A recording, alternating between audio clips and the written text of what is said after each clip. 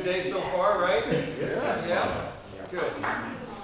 And hopefully the next days will be just as exciting as this one. But today, you got me for another hour and 15 minutes, and we'll see what we can do with that.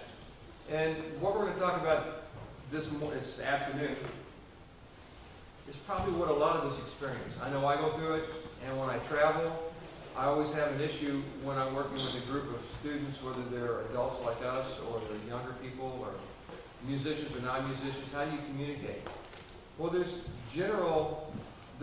things that everybody deals with, that you have to deal with. And the musicians, I think one of the biggest things that probably most of you face, I know I do, is the question of what to do.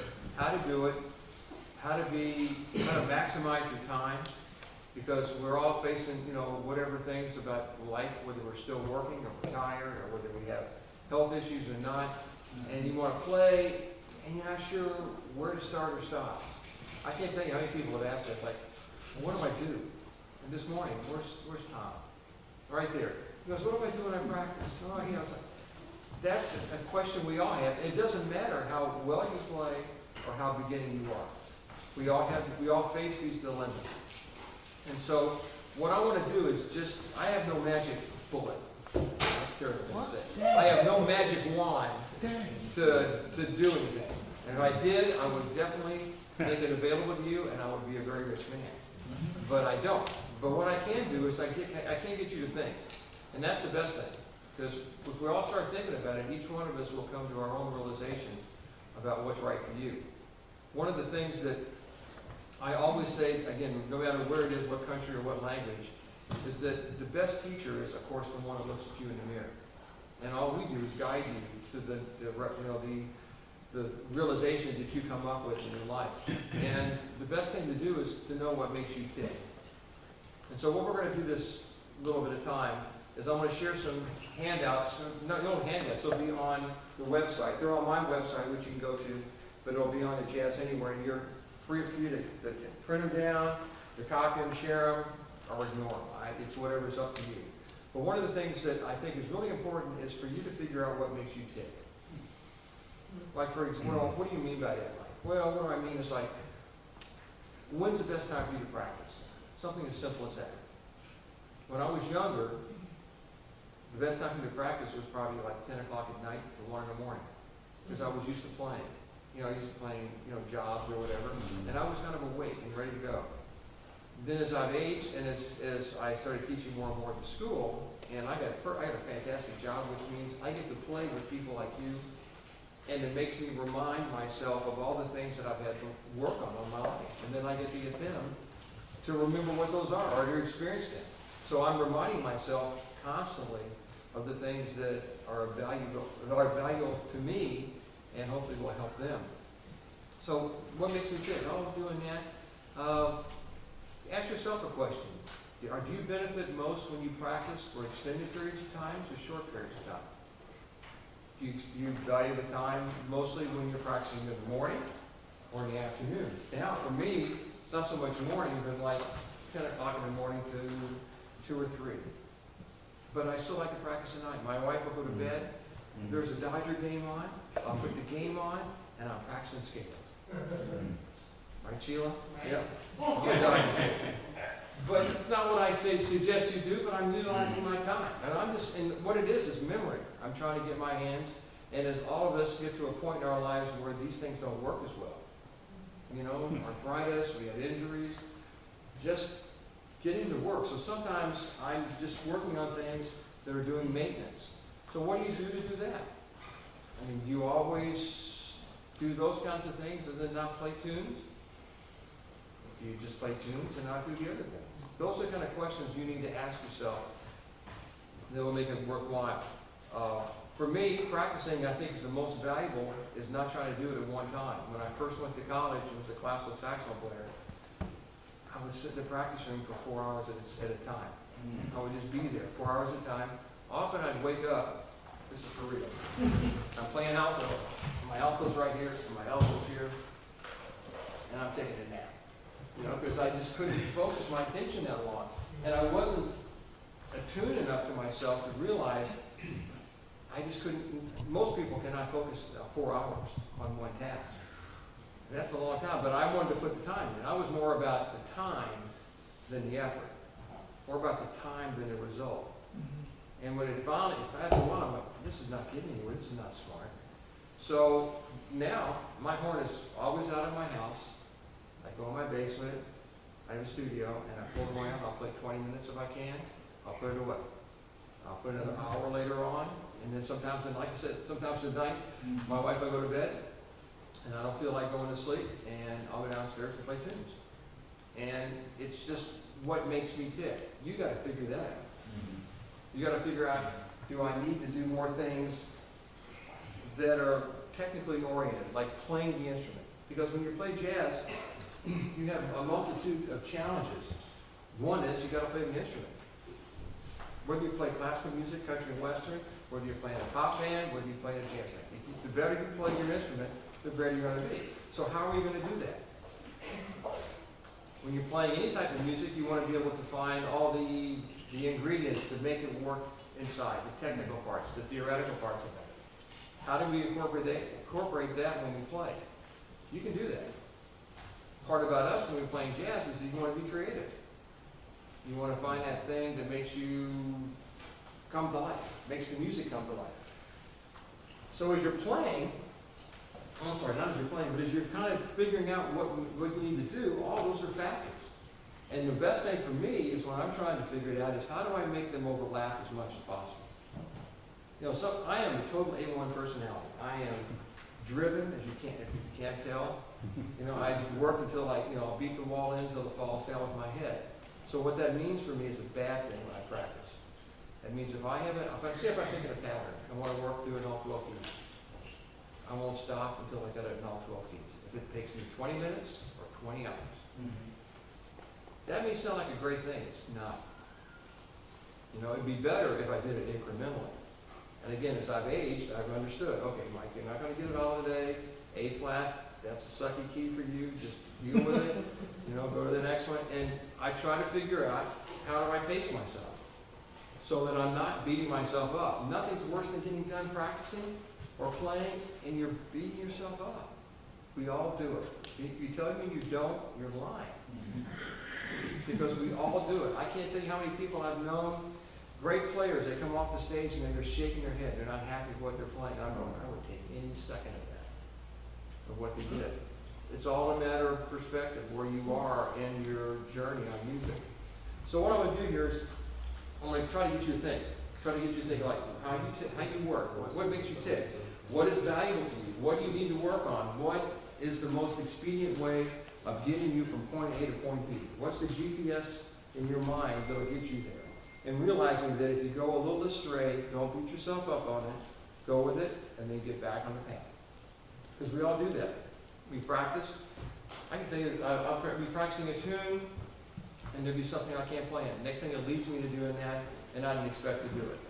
Well, there's no value in beating yourself up or not continue with that tune. Just deal with it and get back. But that's something we all have to come to realize. And if we only have a half hour or 50 minutes or an hour to do something, and all of a sudden, time goes by quickly. All right, so, like I said, these things are on my website, and I'm going to just kind of walk you through it briefly. You can read, you can download these for things that you might want to really consider as you go through your musical journey. And it's also, we are so lucky we have, where did mine go? Here. These are terrible and they're fantastic. Yeah. Okay? They're terrible because in classrooms, kids are always looking at this thing. But not just kids, we are too. I'm guilty. But on this, I was just telling these fine people down here, I would go to Jamie's house when I first started playing jazz, and I'd walk out of his house this much with probably 30 records. I immediately go home, I put them on the turntable, and I'd record it. And then I would never listen to it again. Because I was doing the effort of collecting. It's like, come on. But I was listening. Now it's all right here. This is all, everything's here. But the journey is you got to be listening. You got to know what you want to. You got to know what you want to do.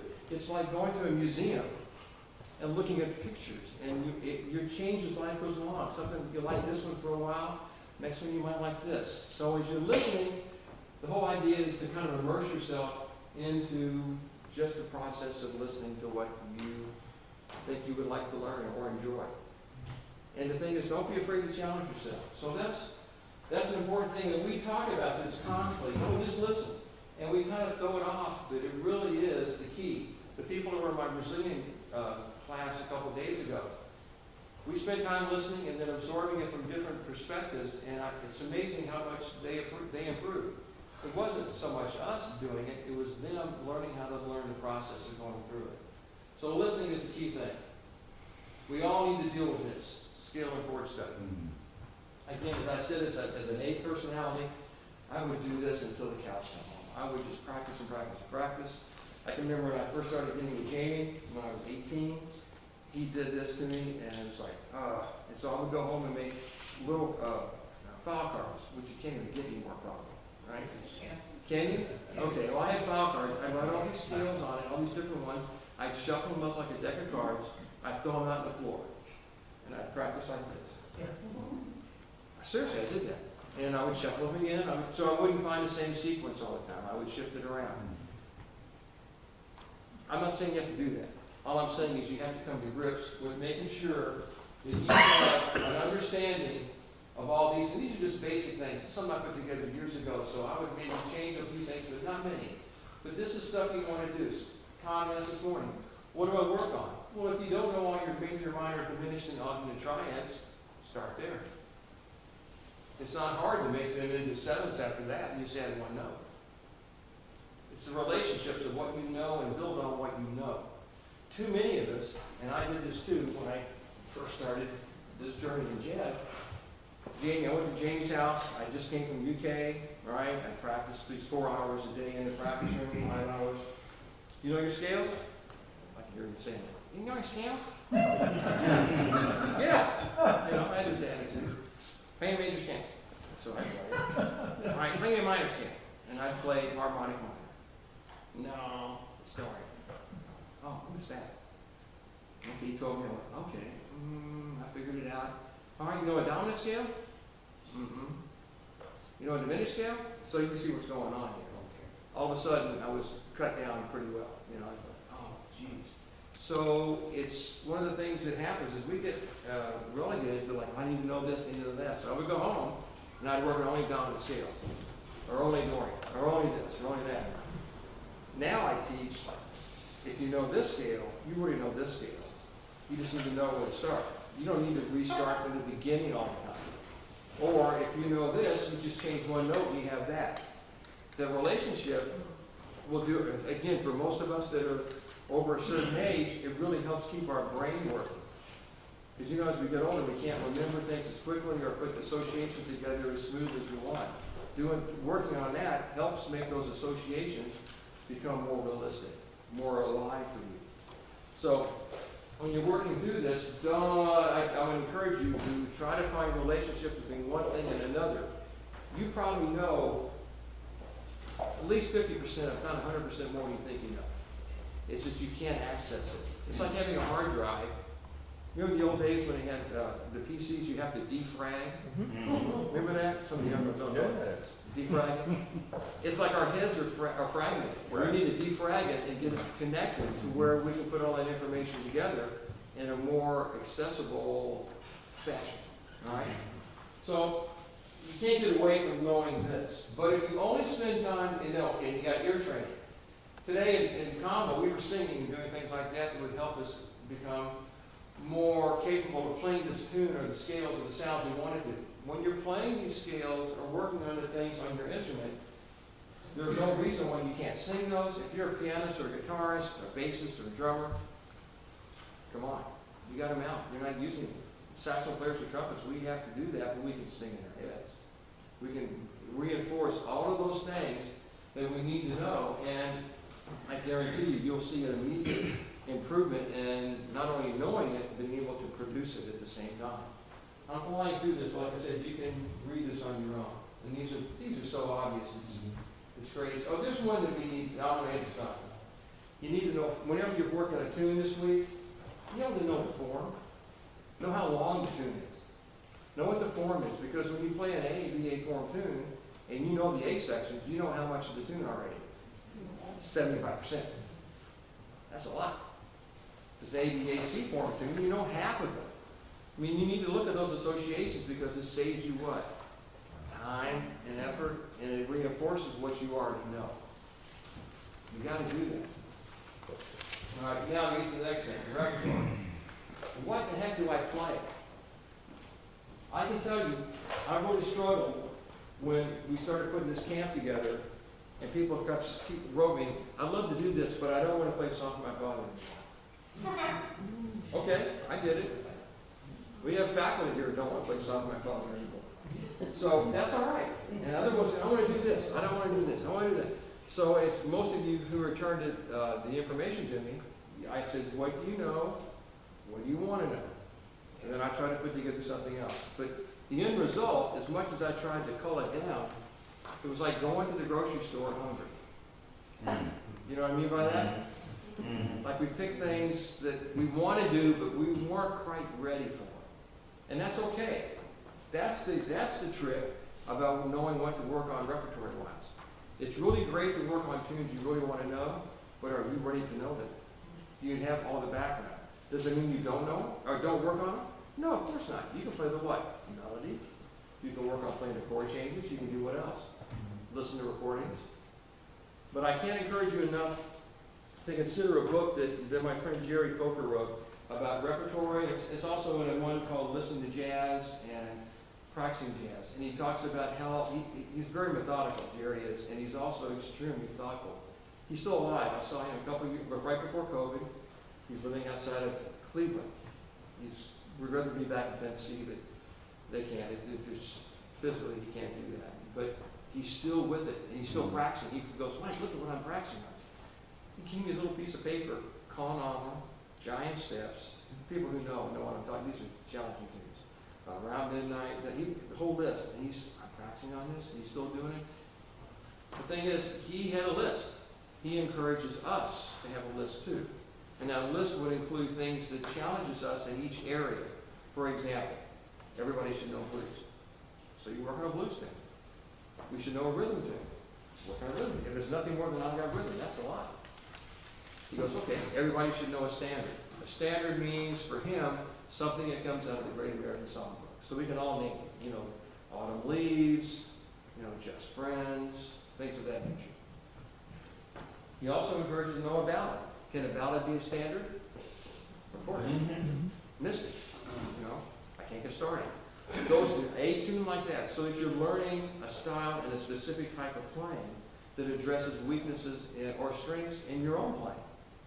Next thing is a bebop tune. How does a bebop tune differ from a standard? What's different from a bebop tune the way it's played in a standard? Evan? I was going to say when it was written, like the time. No, that's not what we're talking about there. It's faster. What else about it? Ace of Frozen solo. Huh? Bebop and the frozen solo. Ooh, that's a good term. I never thought of it that way. A frozen solo. Okay, kinda. More complex melodies. It's what? More complex melodies. It's kind of what he's saying, like a solo. No, it's okay. Those are kind of saying. I think of it as more like an etude.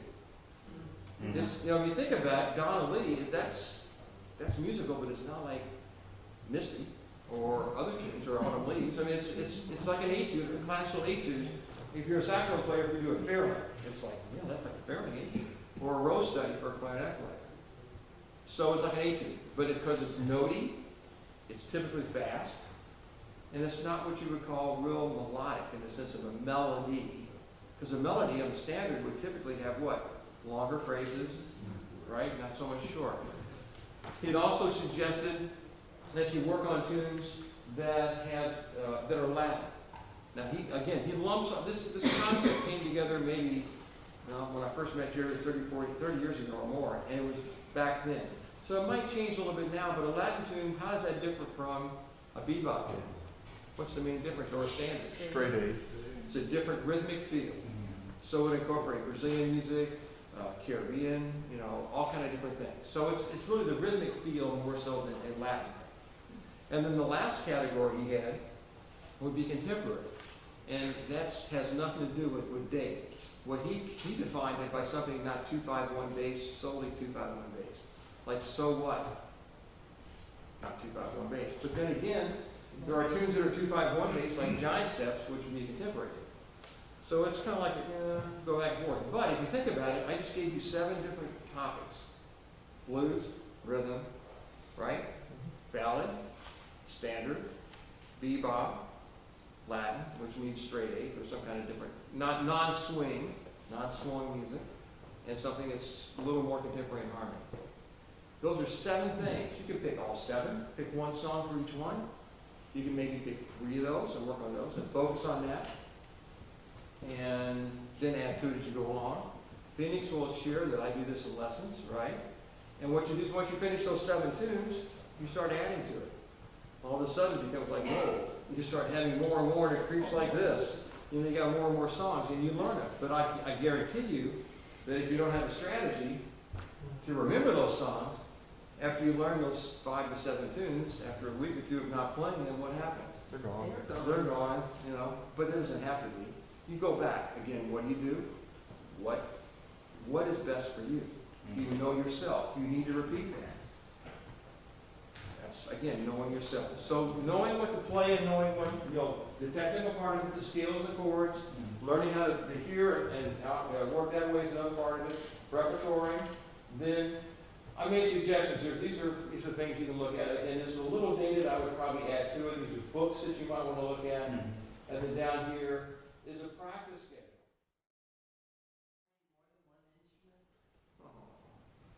Okay, I started, I'll tell a story of myself. I played saxophone.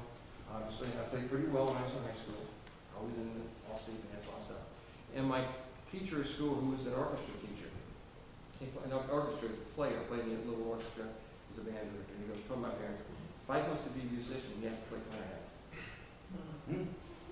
I'm like, oh, well, Mom and Dad, you were pretty cool about it.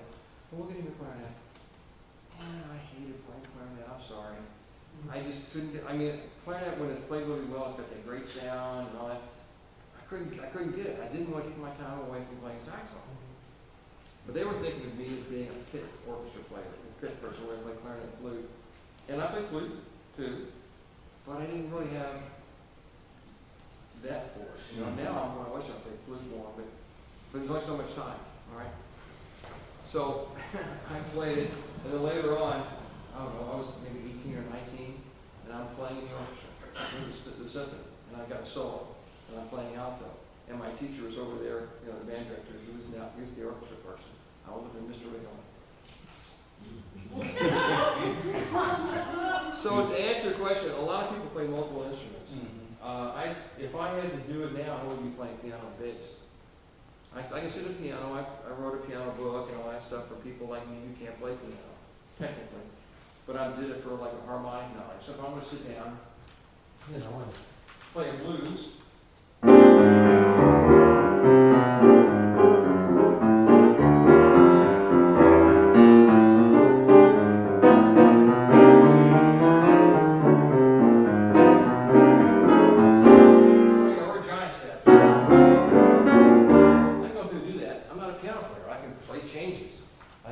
I can accompany a student, which is what I did. That's my job. So I can, but it's playing solo, like, no, I'm not like Gabe at all.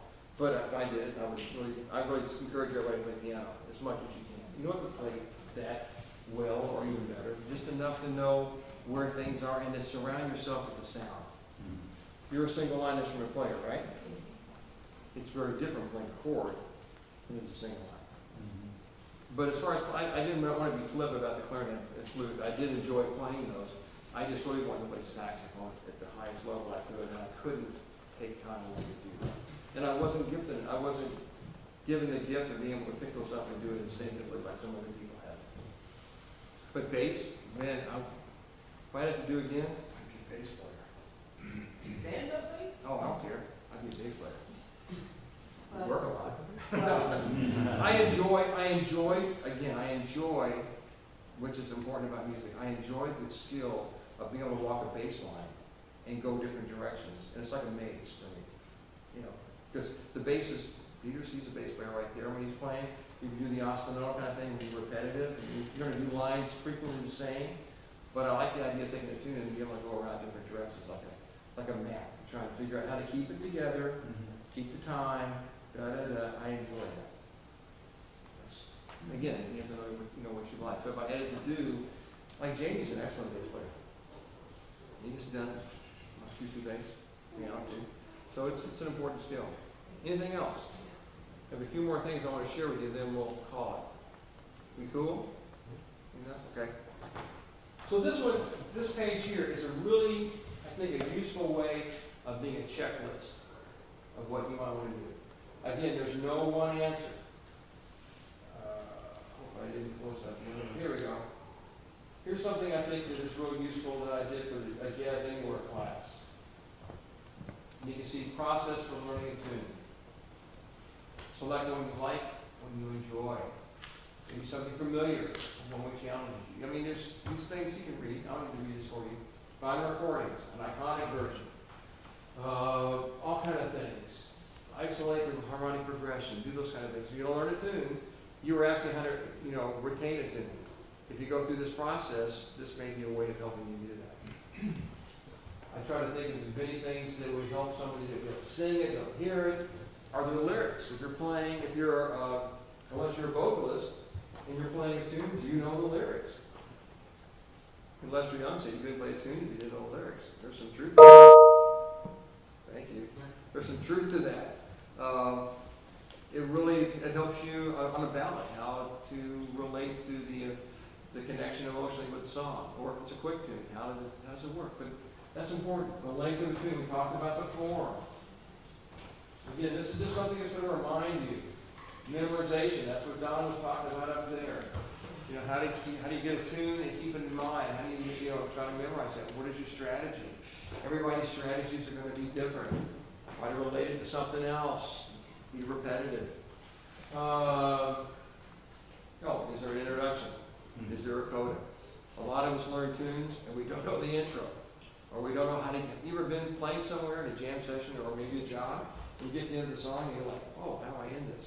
And you just kind of do that. Hopefully nobody's listening, but that's something you need to kind of keep in there. And then when you're learning things, you're talking. This is useful, I believe. I did this when I was playing classical music. For sure, I would get a piece. I would look through the piece before I play it and try to determine where is going to be the most challenging places in the piece for me to play. It's probably 8 measures, 16, maybe longer, that are really going to be difficult. Rarely is it at the beginning. It's usually somewhere in the body of the piece, maybe at the end. I don't know, but how many times when you play, if you're doing a transcribed solo, you work at the beginning, but you never get to the end. Start at the end sometimes. Start in the middle. Try to figure it out. Is the tune like a song? Or is it more like an etude or a solo, like a bebop tune? Are there large leaps? Is the scale like? Are there parts of the song that are repetitive? Sequence, something similar. What's the harmonic formula? For example, a blues. 12-bar blues. There's countless options, but there are basic ones. You know all those. Rhythm tune. What's a rhythm bridge? What's this? Put labels on it. Tune like How High the Moon. Major goes to minor, but minor becomes a 2 to a 5, goes to a 1, which goes to a 2 to 5. Do you see that? What song was I playing the other day? We were doing one the other day here in the Brazilian group. It's like, what does this look like? Oh, it's the beginning of how the things you are. You make the connections. That's how you can remember a tune. If you can make those connections, and that's part of how you learn. Recognizable elements. Is it something that you've heard before? If you're practicing patterns, you're going to need some of those things in there. Is there something unique, something really grand? Like last night, I have a heck of a time remembering that doggone lick in the Jody rhyme. Man, I have to learn it every time. It's like I got to make sure it's in my head. But there are things like that, a song that might throw you. And other ones, something's really difficult, and you get it like that. I can't explain that. Like today when we were doing this blues thing, what scale degree does the melody start on? Sometimes there's a little book you used to be able to buy in England. It was like my pocket changes. The pocket changes only had the chord changes. They had the chord changes, then they put the first note of each phrase. It's like, oh, okay, that's pretty slick, you know. But we didn't do that. But they did it. What about the range? What about the scales? You know, it's all this stuff is here. This is just for you to go through. Is that it? Yeah, thank goodness. But it's all kind of, can you improvise over it? And sometimes you just need to sit down and not even have a tune and just start playing. You ever do that? Just start playing. Whatever. Put a metronome on maybe. Oh, all of you, if you're familiar with the app Drum Genius, it is the most fantastic app to practice with. It's like a metronome, but it's Elvin Jones, or it's Art Blakey, or it's whoever. And I just put it on and play with it. Maybe play C minor for 8 bars, and go up to F minor, and you go to B flat minor, or go up in half steps, and just play. You don't have to play a tune to improvise. Another thing you do is make up your own progressions that may challenge you. All I'm doing, like I said at the beginning, I'm just trying to get you to think outside the box. Lastly, what tunes to play? All right? Like we went through this whole thing of the thing this summer. What are we going to do? You don't have to know all of these, but you should be familiar with all of these. There's nothing here that's radical. And this is only like scratching the surface. Only beginning. You might want to get really in depth with a composer. Someone like a Horace Silver, or Benny Golson, Herbie Hancock, or a performer. What did Michael Brecker play, or what did Miles play that other people wrote? But the thing is, you should be able to at least recognize these songs that they're playing. That's a goal. Can you recognize? Take a second. We'll just leave it right there. How many people, just take a minute and look at it, know at least, I don't mean know to play, but if I played the song, you would say, I know the title. And we can't use the old age thing where we can't remember titles. Just acknowledge, okay, whatever. How many think you might know 50% of those songs? Raise your hand. Keep your hands up if you know 60%. Keep your hands up if you know 70%. Oh, now we're getting down to it. How many about 80%? How about 90%? How about 100%? I'm not saying what's new. If you heard it, you know it. You recognize it. You recognize it. That's another thing too. Sometimes you'll know a melody, but you can't associate the name with it. There's another. You were talking about practicing away from the instrument. Something like this is a way of doing that. Anything to get your brain to think differently. And we're almost done. Any questions before I leave you with one thing to think about? A lot of things to think about, but one more thing. Any other questions? First off, I would make sure you knew 100% of those tunes. That you could recognize that someone dropped the needle on the melody. I don't mean in the middle of the solo, but some of us can do that too. But at the beginning of the tune, A train. Come on, do you hear A train in your head? You don't have to sing it perfectly in tune, just generalization. This is on the website. You can just copy it and you don't have to film it. But be able to do that. Then the next thing is, can you find the music and play those melodies? I'm not even asking you to improvise. Because you can actually take those melodies, every one of those, have enough material that you can improvise a theme and variation like a composer would do, like Brahms did. You could do that and have a great solo. You don't have to know all the chord changes. Nobody's 100%.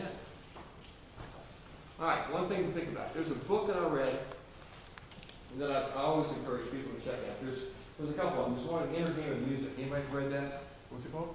Inner Game of Music. It's based on the inner game of tennis, and it's about visualizing and doing all that stuff about making things happen. It's a great book to read. Barry Green. And then there's another one by a guy named Coyle. I can't think of his first name.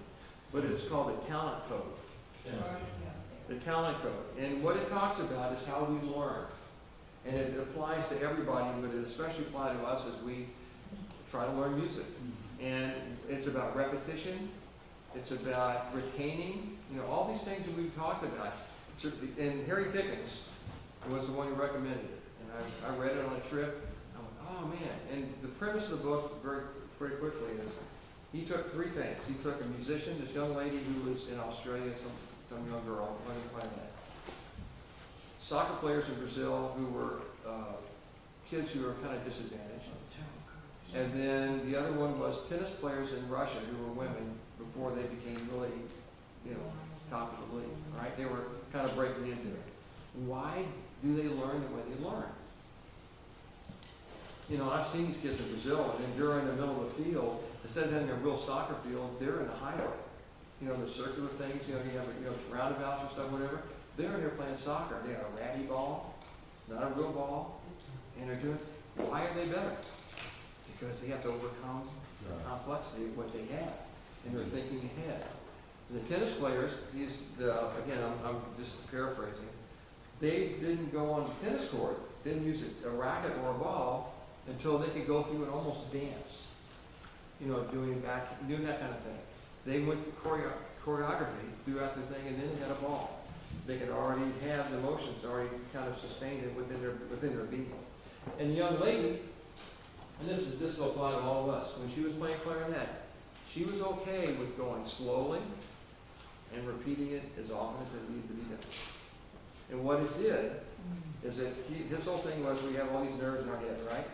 And they're connected. And the repetition makes the coding, the myelin, I believe the term, the word is, becomes there. So it's like, for us older people who had dial-up, remember when you had to put dial-up, a computer? And it would always crash in the middle of the note, and then it got to be, plugged into the wall, right? And then we have now wireless. And each one became progressively faster and more secure and more reliable. That's the analogy he used by if we repeat something and we keep doing something, and you've heard this in sports, like you're shooting foul shots, and the guy gets up there and going to shoot 100 foul shots. And if he gets to 89, he does what? Starts again. Goes back again. It's about the form, it's about the process, it's about what else? Concentration.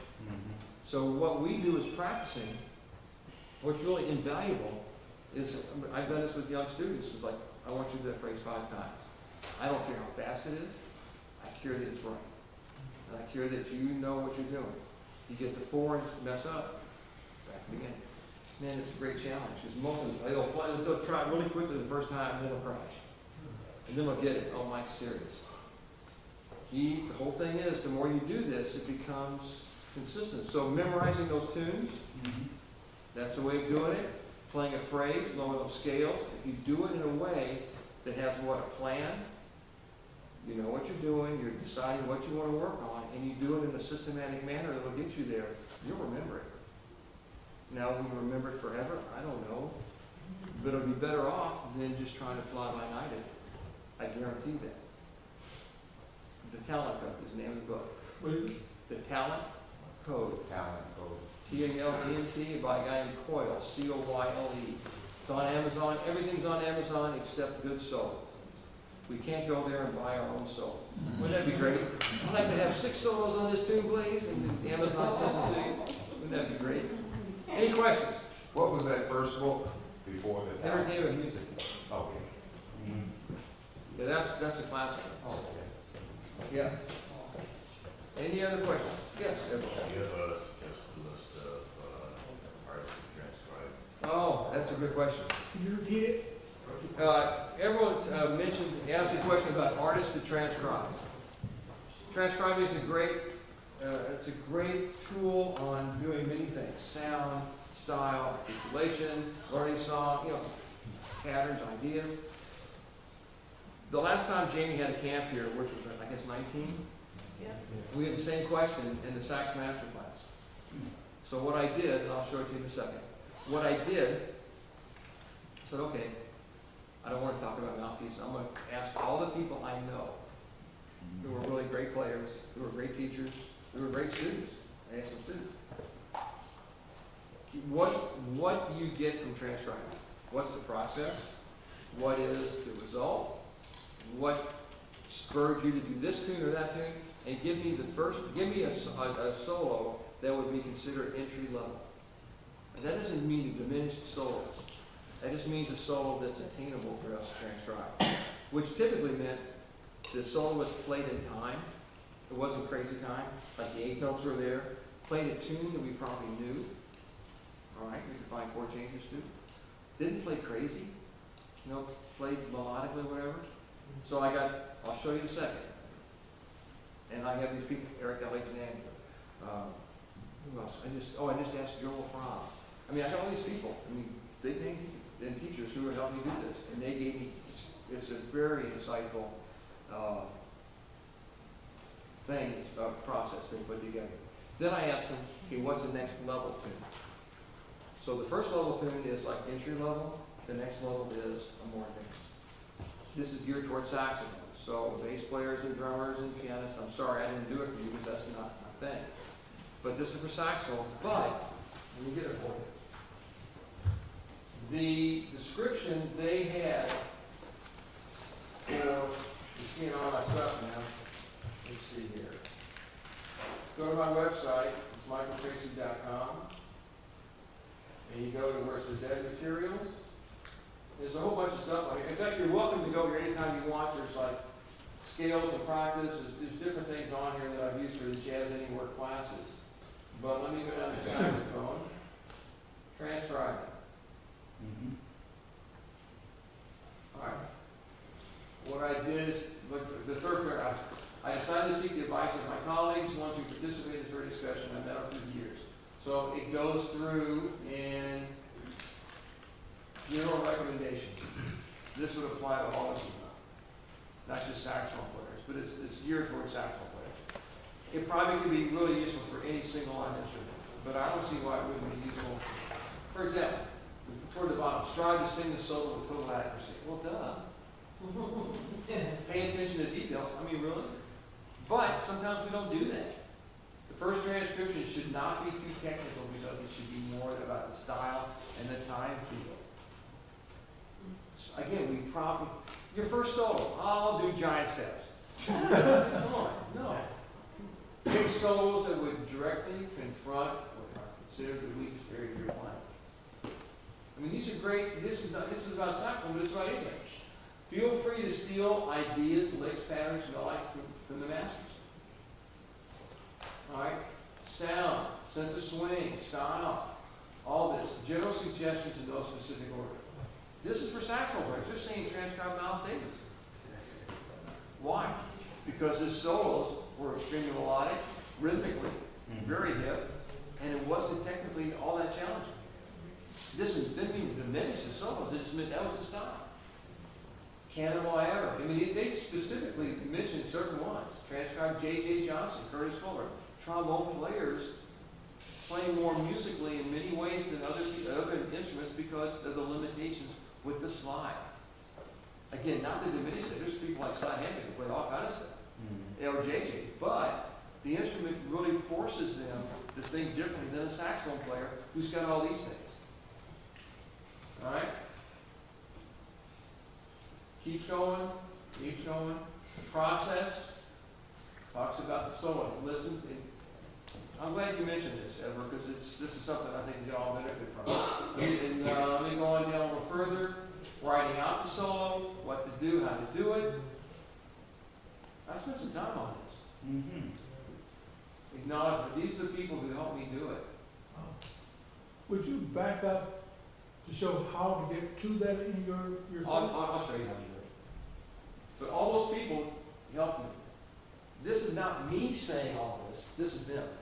And all I did was take those sentences, those statements were basically quotes. I didn't quote them because I didn't want to give everybody credit. It would have been forever to document. They all said it was cool just to listen. So I did that. All those people. Sax player Bill Evans?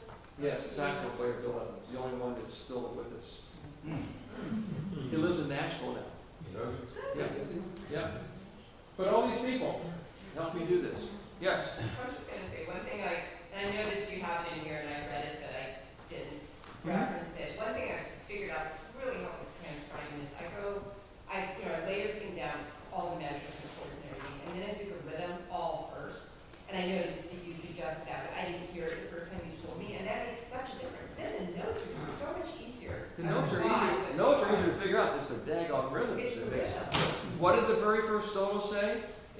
accessible rhythmically and stylistically. Yeah. You don't want to pick a solo by, let me think of something. Well, Coltrane, late Coltrane. Oh, that's overwhelming to do that.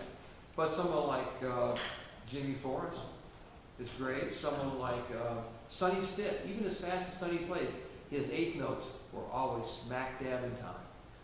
Always smack dab. In fact, Sonny Stitt is easier to transcribe than Troy Carter.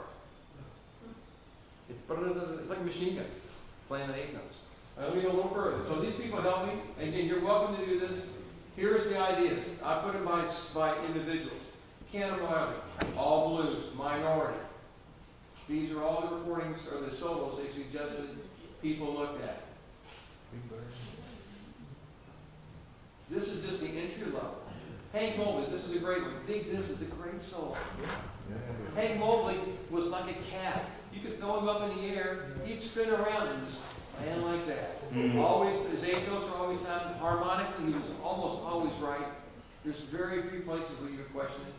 That makes it easier to transcribe because the eighth notes, as Sheila was mentioning, they're given to you. The notes are there and the harmony is not strange. All right, here we go. There's more. Like this. Someone said, Jared, from 1943, how specific are you going to get? With only the guitarist playing chords. Demonstrate Bird's genius when a complete mastery of the instrument. I mean, these guys were really helpful to me and hopefully to you. And he goes to down the next level.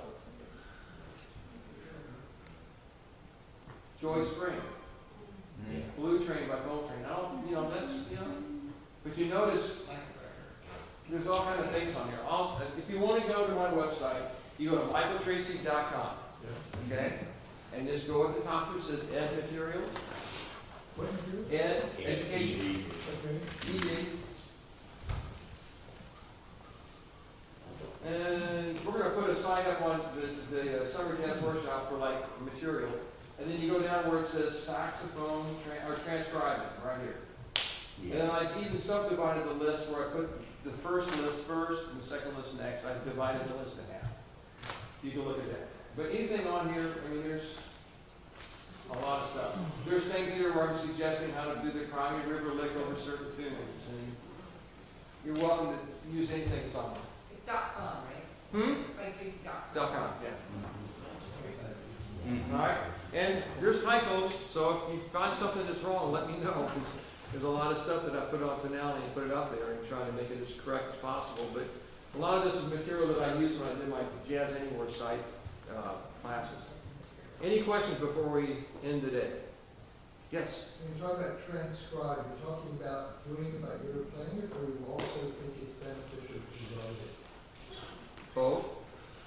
A lot of the students that I've had will learn it by ear first and then write it down. But you think that writing it down is a valuable part of it too, not just... Well, I tell you what, writing it down starts to get you in touch with the rhythmical challenges. It starts to get you in touch with just being able to, write notation. Right. I hate it when I go someplace and I did something recently. I was playing with a cover band. And they had all these charts written out, and they would disguise the beats by having eighth notes or quarter notes over. It's like, oh gosh, I couldn't read the rhythms, although the rhythm was simply like that. They had a rhythm where it's like disguise. You learn how to do that correctly. It's important to be able to write and notate. Another thing, the computer program that I use, Transcribe, slow it down. Yeah. Transcribe that is absolutely great. I'm really working hard using it. Transcribe is a very useful tool.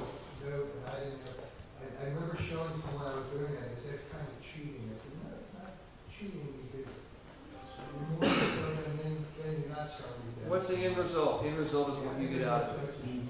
What you get out of it. Anything else? No? Okay, just to let you know, some of you we know through Jazz Anywhere, and we've done these online classes, and we started those because when the camp couldn't happen in 2020, we wanted to try to keep the music alive as much as possible. And for years I've been telling the faculty here that it's going to online. Colleges and universities are going to be doing classes online. So either we find a way to live in that world or you get passed up. So if you're interested in classes like this, we have them on there. A number of you have taken them, and I really appreciate your trust and working with us and doing that. And I've learned a great deal by just learning how to put it together and find ways of communicating distance-wise. And if you, so I'm considering on new classes on what we did. I've done ones on repertory, done ones on Jerry Coker's Elements of the Jazz Language, which talks about specific things. Again, I can't recommend his books enough. They're really great. Yeah.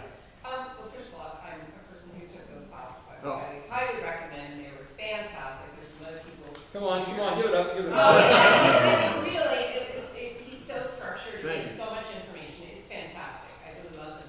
And on that note, would you ever think about doing a class on transcriptions? Where like you had us transcribe things weekly and then went over them. I don't know, just like for me, it would be great to have that push. I don't know if there'd be enough literature or stuff. No, there's plenty of literature. I've thought of that. The problem is how much time it takes. Yeah. I mean, and so it's not, I mean, I'm always thinking of stuff, and that's one thing that I think would be useful. It's just how to make it to where it's time and cost effective for what we do. You know, it's not impossible. Everything, I believe in everything's possible. You just gotta figure out how to get there. Even if we just had an assignment every week, but I don't know. That's what it would be something where you use maybe an assignment of 8 measures a week, and then you have a project to do at the end of the thing. You know, something like that. So I'll give it some thought. But So with the transcription, like, the gentleman back there was talking about the Mhm. software, how, and I don't know if you want to run down that rabbit hole, but how does that actually work? it's magic. No, the thing is, everything is digitized now, Yeah. and the machine is able. So it picks up what you're playing? No, it's already performed. Or if you already played something, you can do that too. But it already has a piece that's already performed, and then it slows it down, and it makes it where you can find it. Some programs even have it where it shows on the piano where the note is. Yeah. There it is. In transcribe, you can actually change, the key if you want. Oh, when I was thinking transcription, I was thinking it was right Yeah. now. There's all kind of things. Everything, there's so many options out there. You can, you know, you just gotta figure out what's best for you. But- No, I thought it was writing out the notes. Oh, no, it's not gonna be That that. type of. That's your job. That's your job. That was. But that's something we should do. That's something, you know, it doesn't hurt doing anything, and that's one that's gonna definitely, it'll be very frustrating at first. It's gonna be something that's, again, 8 measures, 4 measures, a simple solo, and then you start adding to it. And most of us, again, wanna do more than what we can handle. All right, yes? This is a quick question. You recommend doing it by hand first before going to some kind of software that you don't know? That's Because what I I've do. been, you know, Yeah, because it's like playing an instrument. All of a sudden, you've added another level of Yeah. complexity, learning the daggone program. Now, I can do finale now, but it's taking me a while. But it's like, man, and I have a guy, John LaBarber. Hey, John, how do I do this? Or I send him a text, John, I'm sorry to bother you, but how do I do this? He writes back, here it is, Mike, save it. I put it in a little folder so I don't forget how to do that. But learning the program is challenging. You know what? For years, people just wrote it out. yeah. I told my wife when I leave this place and go to play somewhere else, on my computer I have a folder with transcriptions. That I said, don't delete anything on my computer, because this folder has got, and not the ones that necessarily I did, most of them are not the ones I did, ones I've collected through the years that I used for students. So, it's a valuable tool. Anything else? Yes. I got a curiosity question. Your Jazz Anywhere website, did that used to belong to the late Willie Thomas? No, he has, Willie, I know Willie, what is this, Jazz? Jazz Everyone, or Jazz Everyone Can Everyone? No, it was a totally different thing. And Okay. Willie worked with some of our guys here at school. Anson and Willie worked closely together. Really? And what a character. And he was very thoughtful and all that kind of stuff. And it's still up there. It's still very valuable. Yeah. Anything else? All right, folks. Thanks a lot. We'll see you.